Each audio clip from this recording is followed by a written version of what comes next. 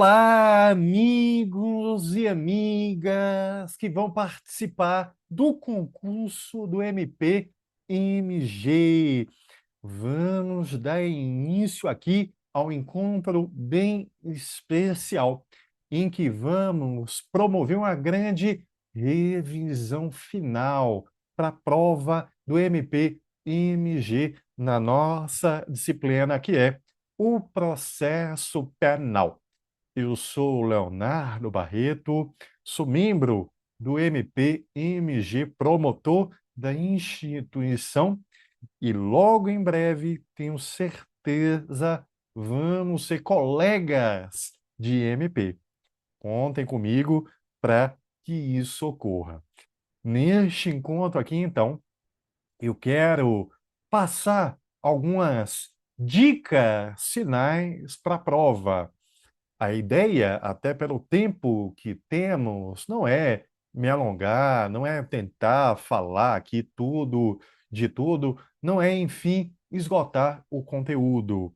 A ideia é fazer um passeio pela disciplina, indicando tópicos importantes, temas que se adequem bem ao perfil da prova, ao perfil da banca, e que também são atuais, palpitantes e que importam e muito na atuação de um membro do MP.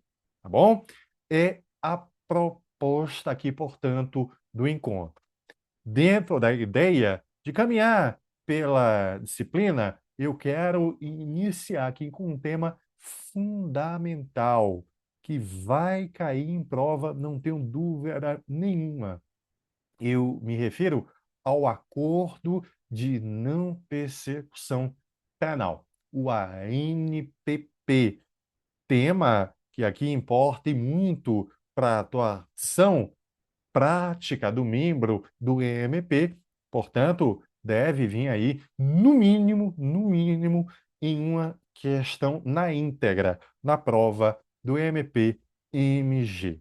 E aqui eu queria destacar alguns tópicos ligados ao tema, alguns que vêm no CPP, outros que vêm de julgados e até de entendimentos do próprio MP-MG, tá bom?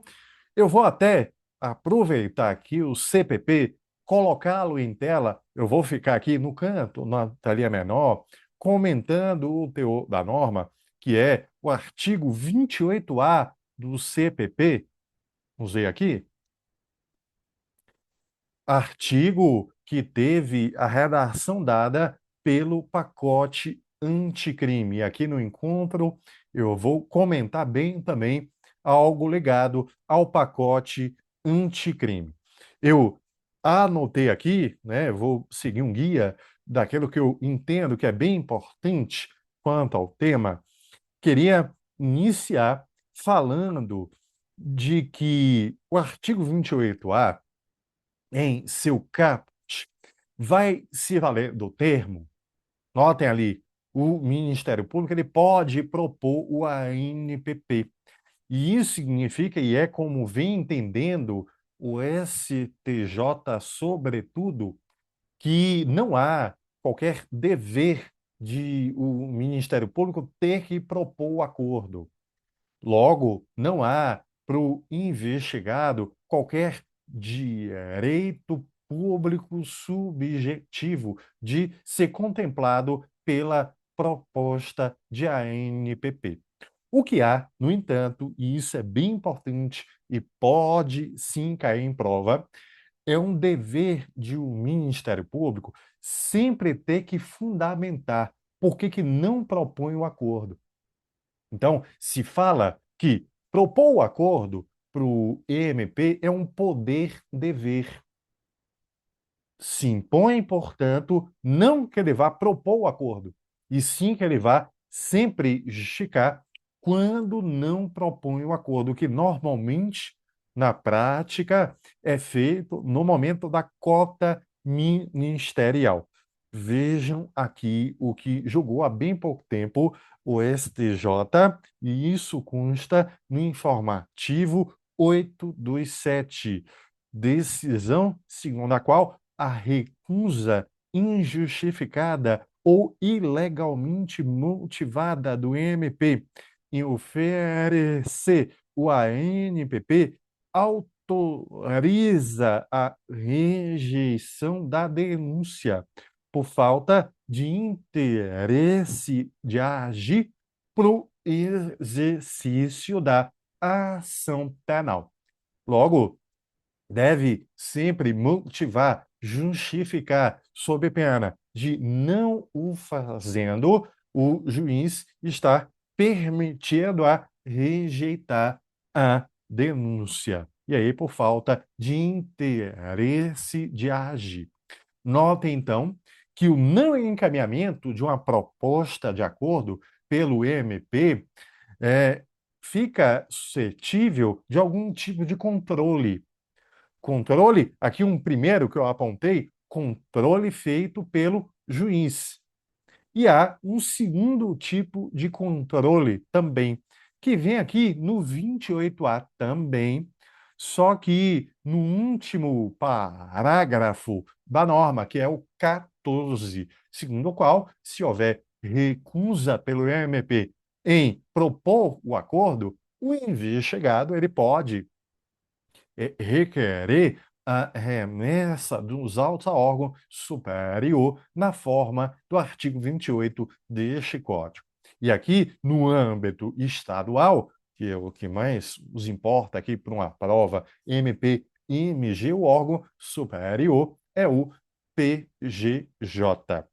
Vale aqui detalhe importante que em 2024 o CNMP ele publicou um ato normativo que foi a resolução 289 de 2024, que acaba que modifica a resolução 181 de 2017, que é aquela que cuida do PIC, e isso foi feito pelo CNMP de modo a atualizar o ato normativo conforme o pacote anticrime e conforme também o que o Supremo julgou em ADIs do pacote anticrime. E lá consta que é possível, sim, que o investigado ele vá pleitear o encaminhamento dos autos a órgão superior de uma forma direta, sem ter que passar pelo juiz. Tá? E isso é bem importante. Aliás, falando do ato normativo, lá também se prevê o quê? Um juízo de retratação pelo Ministério Público, no sentido de que, se o PGJ foi provocado a decidir se mantém o não encaminhamento do ANPP ou não, antes de o feito ser encaminhado ao PGJ, o membro do Ministério Público que não propôs o acordo vai ter até 3 dias 3 dias para que diga se mantém o seu posicionamento ou se vai se retratar. Não confundam aqui, já adianto um tema quanto à sistemática do arquivamento da investigação. O ato normativo também vai prever um juízo de retratação. Só que lá, para o arquivamento, o prazo muda. São 5 dias. Não confundam juízo de retratação. Para o ANPP, são 3 dias. Para o arquivamento, são 5 dias. Ok? Voltando ao ANPP ainda, e aqui eu vou, de fato, dedicar um tempinho bem razoável do encontro para falar do tema, que é um tema certo que vai cair em prova, vale também aqui indicar que o STJ vem entendendo que o Ministério Público não está obrigado a notificar o agente sobre o não encaminhamento do ANPP. O sujeito investigado, ele vai tomar conhecimento de que o Ministério Público não propôs o acordo e que, portanto, encaminhou a denúncia no momento em que ele for citado. Houver, então, o recebimento da denúncia pelo juiz, o juiz cita o réu e o réu toma conhecimento de que o MP não propôs o acordo. É o momento adequado para que ele venha a se valer daquela prerrogativa de provocar o PGJ. Tá bom? Então, não se fala aí em Ministério Público tendo que notificar o agente sobre o não encaminhamento do acordo. Tá? Lembrando que deve o Ministério Público justificar por que não propôs o acordo. E até tem um outro julgado em que o STJ afirma que, se isso não ocorrer, deve ser reconhecida até nulidade absoluta, isso sem falar, né, na opção aí que se abre para o juiz rejeitar a denúncia. Tá bom? É importante aqui destacar também que o MP-MG tem enunciados sobre o ANPP, né? Enunciados, publicados aí já há um tempo e republicados em 2023. São, no total, 15. Mas eu queria aqui destacar três, de uma forma bem breve. Um que já caiu até em prova. O 28A caput fala que só é cabível acordo se o crime não contar com violência ou grave ameaça. Se entende quanto ao termo violência, que ela é aquela praticada contra a pessoa, não contra a coisa. Tá? Daí porque se houver emprego de violência em um crime de dano, não há qualquer impeditivo quanto ao encaminhamento do acordo. O que se veda é o acordo se o crime conta com violência à pessoa. E aí vem entendimento do MP-MG, enunciado de número 4. Segundo ele, é cabível, sim, o acordo se houver crime culposo com resultado violento. Crime culposo com resultado violento. E é um exemplo marcante do crime de homicídio culposo.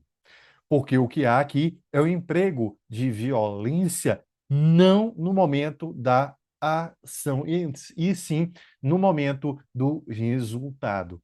E o que se veda, no entender aí desse enunciado, é o acordo se houver emprego de violência no momento da ação. Então, a princípio é cabível, sim, o acordo. E eu quero também destacar, eu não vou ler aqui em aula, mas é só um resumo dos enunciados 8 e 9, 8 e 9 do MP-MG. Em resumo, é possível que um membro do Ministério Público não venha a propor o acordo em crime de tráfico privilegiado de drogas, aquela conduta do artigo 33, parágrafo 4º da Lei de Tóxicos. É possível, então, que o membro do MP se recuse a propor o acordo, ainda que exista, né, o preenchimento de requisitos que venham no 28A caput, mas o membro, e aí eu destaco até a pena, né, a pena mínima inferior a 4, mas o destaque aqui é o membro do MP tem que dar um cuidado todo especial quanto ao requisito que é subjetivo, que vem ali no final da norma. O acordo tem que se revelar necessário e suficiente para reprovar e para prevenir o crime.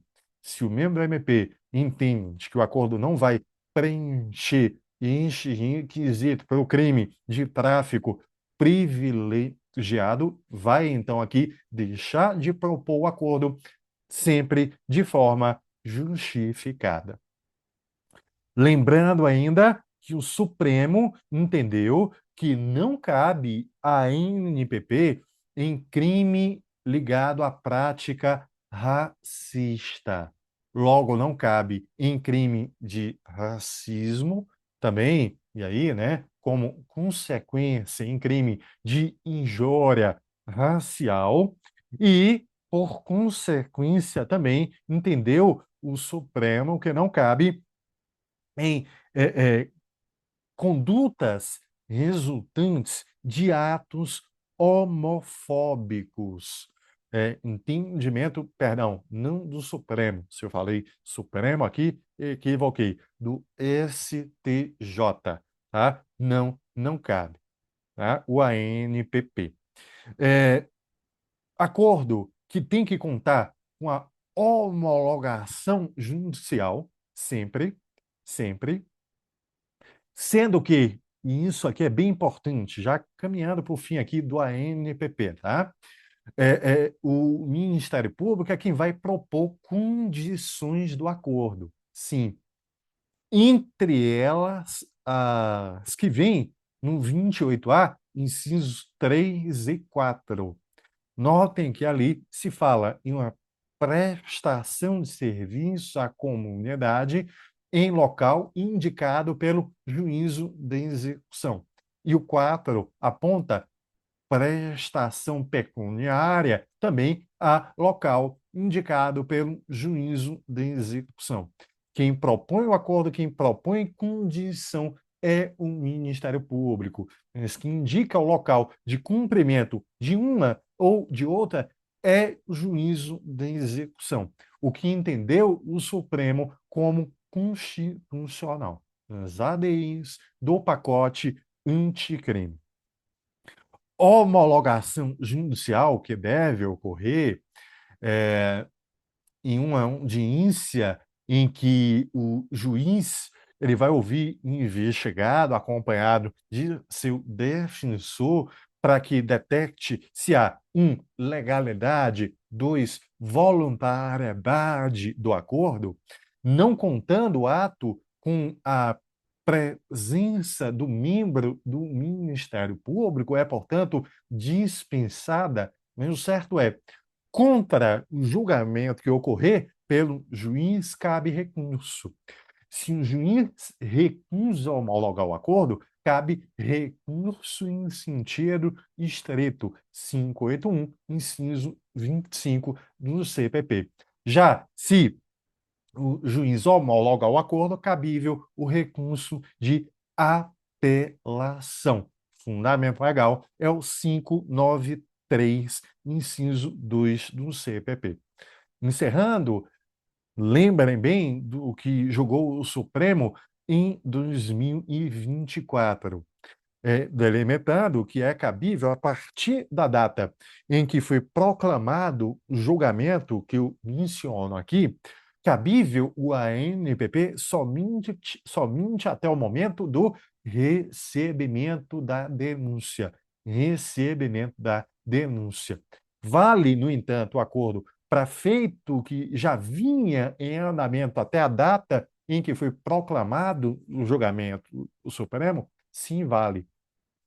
Se houver algum tipo de pedido, né, até o trânsito em julgado, é cabível, sim, o acordo para feito que vinha em andamento. E aí, então, deve o membro do Ministério Público, no primeiro momento em que falar nos autos, se manifestar quanto ao cabimento do acordo. né? E aí contando com alguns cuidados que vem ali no julgado do Supremo, tá? Isso, portanto, é bem importante e o Supremo até aponta, mesmo se não houver confissão do investigado. Entendam? Mesmo se ainda não houver confissão do investigado. Ela se impõe na linha do que prevê o 28A caput. Sim, sim. Se ainda não ocorreu, pode ocorrer e tornar viável o acordo. Tá? É o entendimento aí do Supremo. Mudar um pouquinho aqui o tema, queria falar, já que eu indiquei aqui, né, do ato normativo do CIN-MP, queria falar um pouquinho do PIC, né? Procedimento Investigatório Criminal, que o Supremo, em 2024, e aí, mais de uma vez, em algumas ADIs, o Supremo entendeu como constitucional, sim, o poder investigatório do Ministério Público, mas com algum tipo de cuidado. Não é um poder ilimitado, não é um poder em aberto. E aqui fica um ponto bem importante. O Supremo buscou equiparar a atuação do Ministério Público no PIC com a atuação do delegado no inquérito policial, no IP. Daí porque entendeu que qualquer tipo de limite que se aplique ao delegado no IP também se estende ao MP no PIC, digamos. Se alguma diligência demandar ordem judicial, é a cláusula de reserva de jurisdição, isso se impõe ao delegado no IP, isso se impõe ao MP no PIC, sim. Logo, o Supremo afirma, e isso é um ponto importantíssimo, que prazos para conclusão do IP devem se estender, devem se aplicar também ao PIC. Portanto, indo além do que o ato normativo do CIN-MP prevê, para que o MP conclua o PIC. Lá se fala em 90 dias. Não, deve se igualar, portanto, ao que o CPP prevê para o IP. Então, devendo ser concluído, se o investigado está preso em até 10 dias, prorrogáveis uma só vez por 15 dias, ainda que o Supremo permita também, de forma fundamentada, mais de uma prorrogação. E se estiver solto, 30 dias, e aí também prorrogáveis de uma forma indistinta, ilimitada.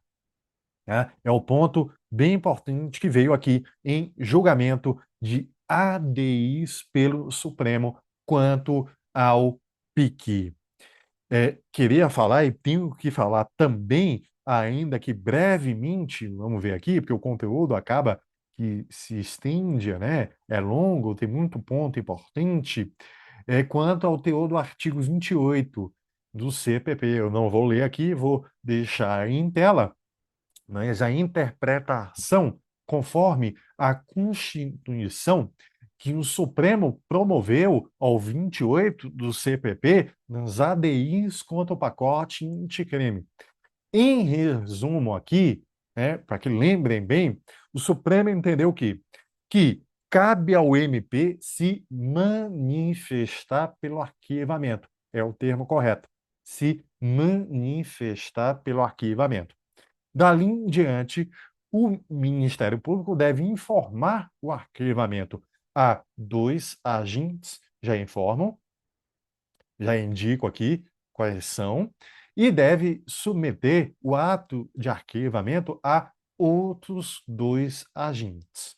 Isso sempre se valendo da própria estrutura do Ministério Público, não vai se valer de estrutura que já há no Judiciário. E aí, isso veio também na Resolução 289, 2024, do CNMP. Tá? Importante aí que se diga, o próprio Ministério Público vai então o quê? Vai comunicar, vai informar, vai intimar ou notificar o arquivamento ao delegado e ao investigado, para fins somente de ciência. E aqui vem um ponto: o delegado não tem qualquer tipo de controle sobre o ato de arquivamento feito pelo membro do MP. Deve ainda o Ministério Público submeter o ato de arquivamento à vítima e ao juiz. Vítima já vinha aqui no 28, que teve a mudança com um pacote anticrime. Em até 30 dias, 30 dias, a vítima pode provocar a instância de revisão ministerial. No âmbito estadual, lembrem, é o PGJ. De acordo com o ato normativo do CNMP, isso pode ser feito de qualquer forma, por qualquer meio, até desacompanhada de advogado. Não tem que fundamentar, justificar, só informar, recorro, discordo, é, é, é, submeto o ato de arquivamento a controle do PGJ. Enfim, por qualquer meio hábil, até sem estar acompanhada de advogado. Já o juiz não veio aqui no 28, no Supremo inovou, falou então que o Ministério Público deve submeter o ato também ao juiz. E o juiz só pode provocar o PGJ se detectar no ato de arquivamento patente ilegalidade ou teratologia. Olha aí, se delimita a atuação do juiz, não é limitada, como vale para vítima. Tem que apontar que houve no arquivamento patente ilegalidade ou teratologia. Tá? Se isso for feito, então pode provocar o PGJ, o Supremo. Não fala em que prazo. Vamos entender aqui que, por analogia ao que ocorre com a vítima, peguemos de empréstimo também o prazo de 30 dias. Tá? Além da lei, portanto, além do que afirmou o Supremo, e, em resumo, é a atual sistemática do arquivamento do IP. Tá bom? Já saio aqui do 28, queria falar um pouquinho sobre o tema ação penal, para lembrar de ponto importante que foi julgado pelo Supremo também em 2024. Me refiro a ação penal, e eu vou sair um pouquinho aqui da tela do CPP, né, na tela, para a ação penal para crime de estelionato.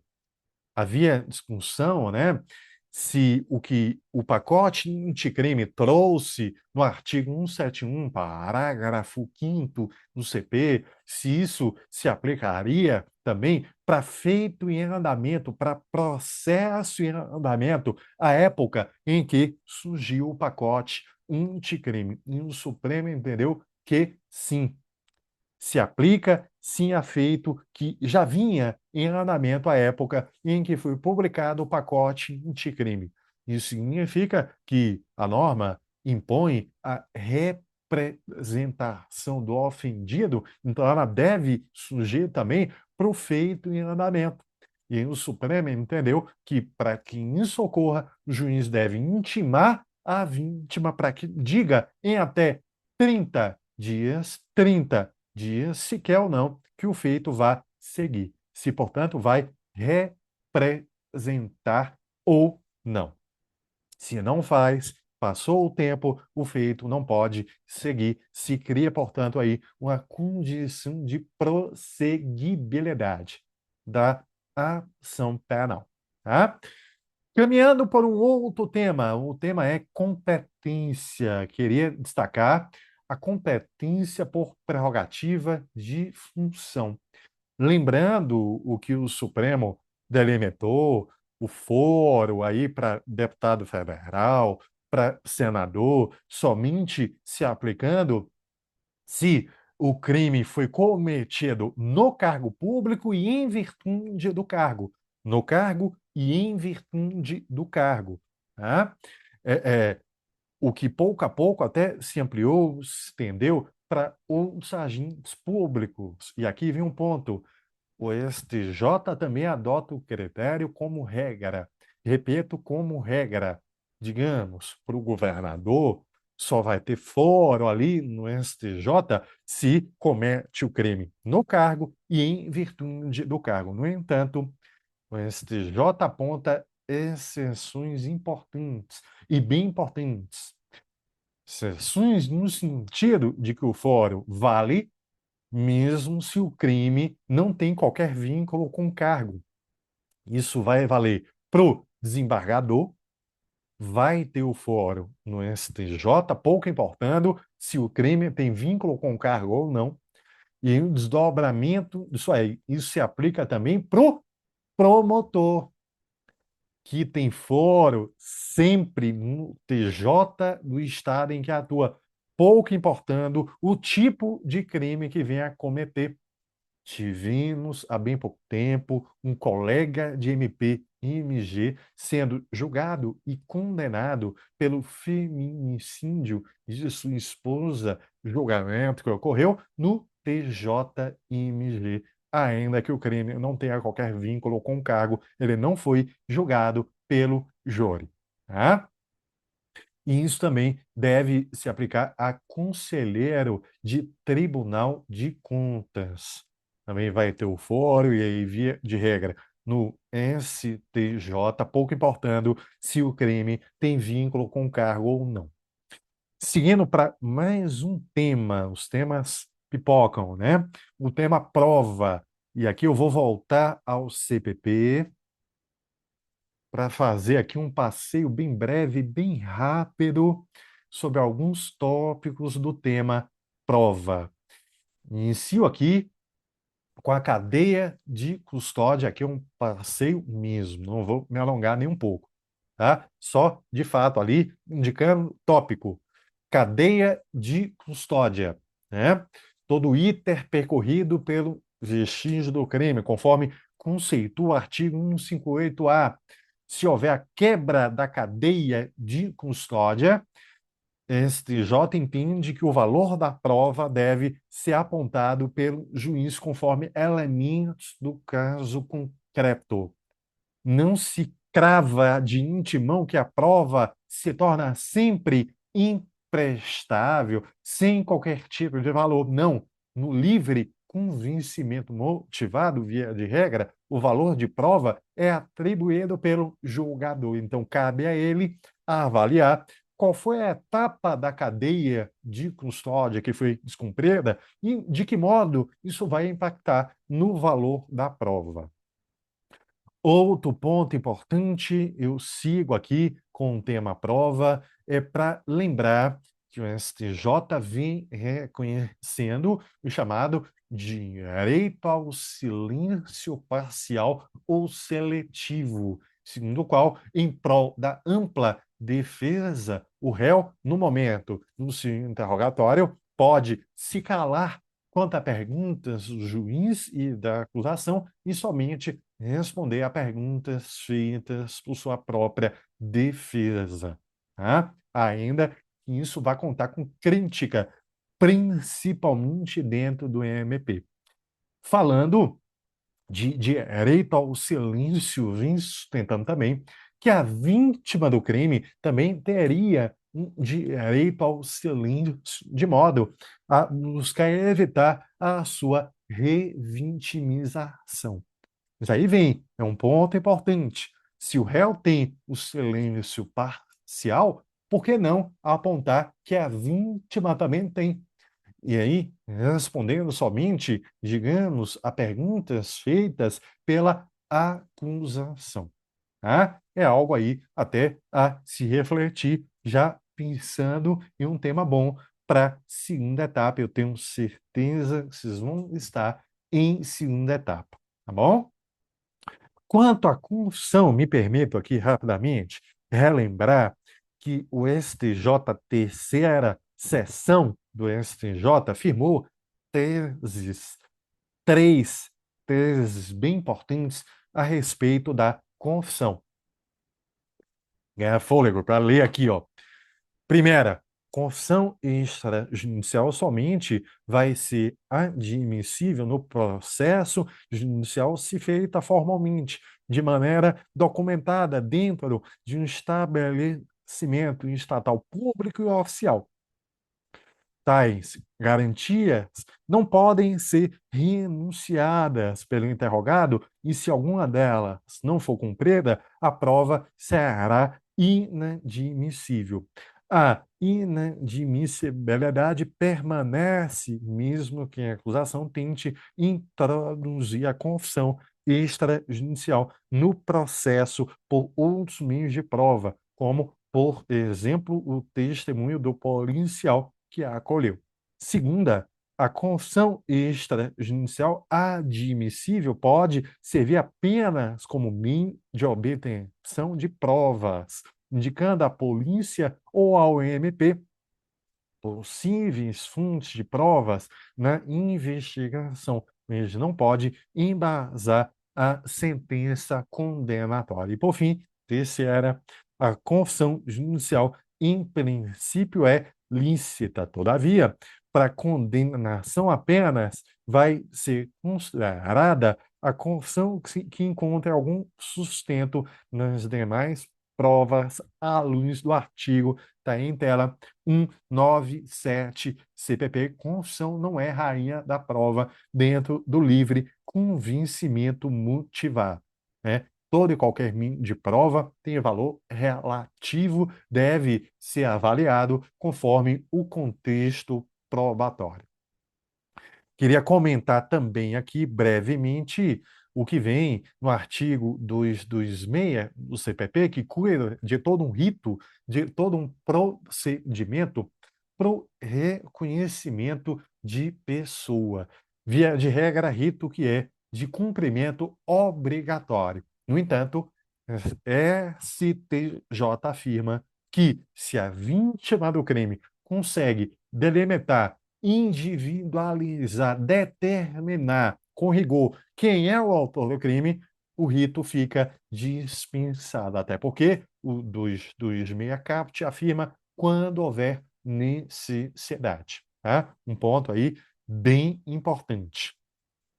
E, para concluir prova, quanto à busca e apreensão, queria destacar, quanto à busca domiciliar, o cuidado, se houver busca sem mandado, que no local se detecte um mínimo de prova, uma justa causa visível, fundadas razões, portanto, de que naquele local vinha ocorrendo um crime em flagrante, o que é muito comum em crime permanente, como o tráfico. O sujeito que tem ali, naquele imóvel, droga guardada, mantida em depósito. Tem que ter aqui, portanto, fundadas razões, sob pena de ocorrer o que o STJ quer vedar, que é a prática de fishing expedition. Fishing expedition seria a pescaria probatória. O tentar a sorte, o ver no que vai dar, jogar o anzol e vai que pega o peixe. Não pode. Tá? E quanto à busca pessoal, discussão enorme se a fuga do sujeito com a chegada da polícia naquele local é motivo cautelar, constitui, portanto, fundada razão que justifique a abordagem policial ou não. Qual é o último julgado que temos do STJ? Levem para a prova. Consta do informativo 818. Segundo o julgado, fugir correndo repetidamente ao avistar uma guarnição policial configura fundada suspeita a autorizar busca pessoal em via pública. Mas a prova desse motivo, cujo ônus é do Estado por ser usualmente amparada apenas na palavra dos policiais, deve ser submetida a especial escrutínio, o que implica rechaçar narrativas inverossímeis, incoerentes ou infirmadas por outros elementos nos autos. Tá? Bem importante. A gente concluir aqui, reta bem final da aula. Eu vou até passar um tempinho aqui que eu estipulei, né, que a gente tem aqui para a aula, só uns 5 minutos, só para destacar aqui um primeiro ponto quanto ao tema prisões. Vamos só direto aqui ao ponto, ao artigo 310 do CPP, né, para falar primeiro quanto à audiência de custódia. Vai ocorrer não só no flagrante, como veio aqui na norma. De acordo com o entendimento do Supremo, ela é obrigatória em qualquer tipo de prisão, qualquer cautelar, qualquer prisão penal e até na prisão civil, a do devedor de alimentos. De fato, deve ocorrer em até 24 horas. Sim, o Supremo, nas ADIs do pacote anticrime, entendeu que é possível que se justifique que o ato vá ocorrer depois desse tempo, se houver, então, aqui motivação hábil, né, que aponte o porquê que o ato foi retardado, até porque também, mesmo que o CPP no artigo 3º-B, parágrafo 1º, vede que a audiência de custódia ocorra por meio de videoconferência, vem se entendendo, o Supremo entendeu que é cabível, é possível, de forma sempre excepcional, de forma também motivada, justificada, e de modo que permita o efetivo controle pelo juiz, sobretudo, da legalidade daquela prisão. Tá? Veio, então, no julgamento da ADI ou das ADIs contra o pacote anticrime. Falando até em ADIs do pacote anticrime, surgiu aqui um tema lá do tema prova, mas o artigo 157, parágrafo 5º do CPP foi tido pelo Supremo como inconstitucional. Inconstitucional, né? Logo, não se afirma sempre que um juiz que teve contato com a prova ilícita se torna impedido de seguir atuando nos autos. Isso vai ser detectado sempre conforme circunstâncias do caso concreto, não a priori, não de antemão. E aí eu concluo a aula falando um pouquinho, bem brevemente, sobre o júri. Queria destacar aqui 4 tópicos, ou 5, vai. Se eu estourar um pouquinho aqui o tempo, me perdoem, mas eu tenho que falar. 4 ou 5 tópicos sobre júri. Primeiro, no momento da pronúncia, né? Pronúncia, artigos requisitos, vem no artigo 413 do CPP. E, primeiro ponto, STJ vem entendendo que o juiz deve fundamentá-la sempre em prova colhida em juízo. Não se permite o uso de elemento informativo colhido na etapa de investigação. Primeiro ponto. Segundo ponto, tradicionalmente se afirma que se aplica aqui a pronúncia, o indúbio pro societate. Eles vêm tendo muito julgado que já houve na quinta turma, sexta turma, STJ e segunda turma do Supremo também, entendendo que se aplica o indúbio pro réu, o indúbio pro societate, não existiria algo problemático para uma prova MP. Então, leiam bem como é que o enunciado vai, de repente, indagar o tema. Né? Tradicionalmente, e aqui também visão bem pró-MP, se afirma ainda em indúbio pró-societate. De um tempo para cá é que vem se revendo para o indúbio pró-réu. Tá? Outro ponto importante, terceiro tópico do júri, é quanto ao artigo 478 do CPP, matérias que partes não podem mencionar em plenário do júri. né, sob pena de nulidade. Mas só a simples menção ao tema, por si só, não anula o julgamento. A menção deve ser feita como argumento de autoridade. Já caiu no MP-IMG que o simples fato de o membro do Ministério Público ler a pronúncia não torna o julgamento nulo. Então, somente leu, o que pode ser feito por qualquer membro do Conselho de Sentença a qualquer tempo. Mais um ponto importante quanto aos tempos de debates, possível ampliação dos tempos que vem no CPP, desde que um juiz assim o faça com consenso tanto do autor como do réu, tá? De ambos. Quanto à quesitação, né, lembrar o seguinte: quesito genérico não significa um cheque em branco, não vale tudo, não vale qualquer tese defensiva, não vale, exemplo marcante, legítima defesa da honra, né? Não pode ser sustentada de forma direta, indireta, em nenhum momento do inquérito, da primeira etapa ou inserção de julgamento no júri, sob pena de tornar tudo nulo. Não é um cheque em branco, daí porque, né, o Supremo até afirmou, e há bem pouco tempo, que a clemência só pode ser aceita se ela encontrar respaldo na jurisprudência do Supremo, no ordenamento e na prova acolhida nos autos. Do contrário, não vale. Né? E aí vem um ponto: a soberania dos veredictos não impede que o Ministério Público venha recorrer de decreto absolutório manifestamente contrário à prova dos autos. Tá?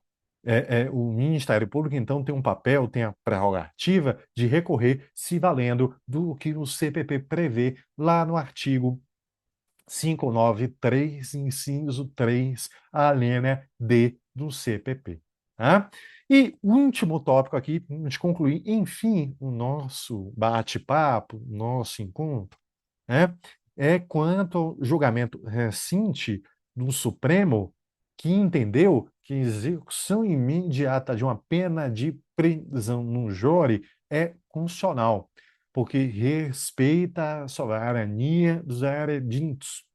Réu condenado no júri é réu que, em regra, deve já iniciar de forma imediata o cumprimento da pena. E o Supremo promoveu, quanto ao artigo 492, inciso 1, a linha E, uma interpretação conforme a Constituição com redução de texto, para excluir a lei da norma que o patamar de pena igual ou maior do que 15 anos de reclusão. Significa afirmar que a execução da pena no júri é imediata, independentemente da pena que for aplicada. Isso também se estende aqui aos parágrafos 4º e 5º do 492 do CPP. Sei um pouquinho aqui do tempo que eu tinha programado para o encontro. Isso foi aqui importante para a gente concluir bem e falar um pouco sobre júri, que é um tema que sempre cai em prova de qualquer MP. MP, MG não é diferente. Gente, encerro aqui então. Muitíssimo obrigado, né, por confiar em meu trabalho, por ter acompanhado aqui o vídeo, a aula até o fim. E ficam meus votos de uma excelente prova MP-MG. Estou aguardando vocês já na segunda etapa do concurso. Contem comigo, tá bom? Valeu, aqui fica a minha missão de auxiliar vocês para que em breve possamos ser colegas do MP e MG. Valeu, muito obrigado, um grande abraço e uma ótima prova.